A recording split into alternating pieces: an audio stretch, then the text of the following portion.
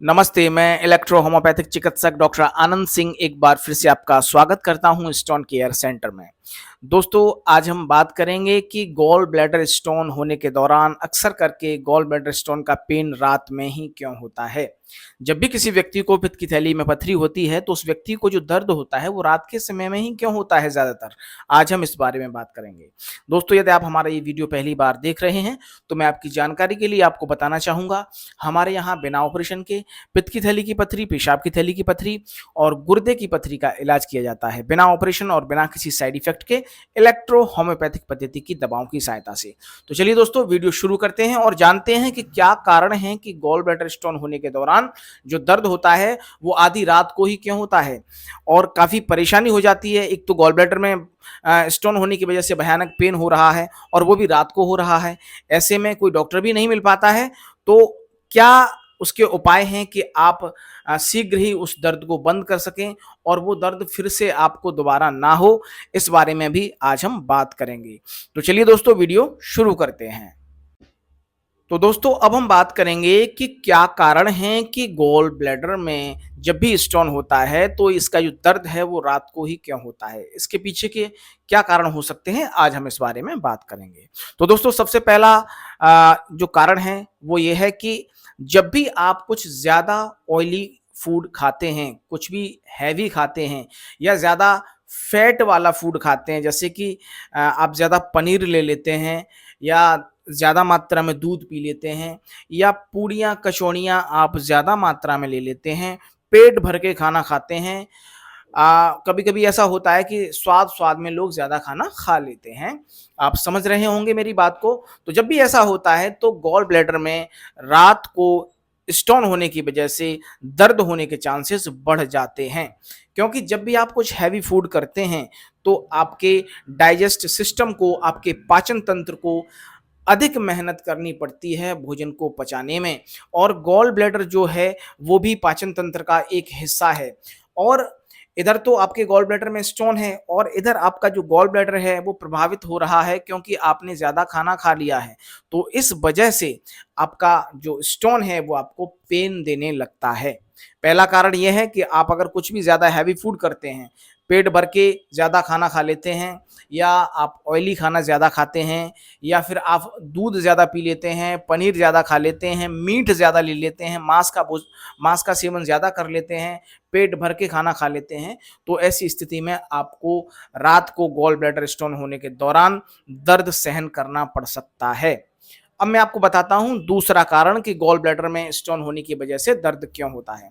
दोस्तों, gall bladder में जो स्टोन बनते हैं वो बनते हैं बिलिरुबिन पिगमेंट के और कोलेस्ट्रॉल पिगमेंट के।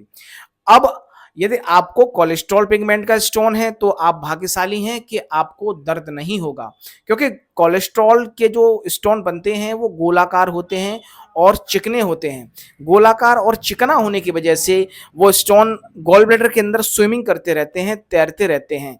लेकिन यदि आपको गॉल ब्लैडर में जो आपका स्टोन है यदि बिलिरुबिन पिगमेंट का बना हुआ है तो आपके लिए काफ़ी मुश्किल खड़ी हो सकती है, क्योंकि बिलिरुबिन पिगमेंट के जो स्टोन होते हैं वो नुकीले होते हैं, चौमुहाकार के होते हैं, 4-5 मुँह वाले होते हैं और काफ़ी सॉलिड भी होते हैं, मजबूत होते हैं।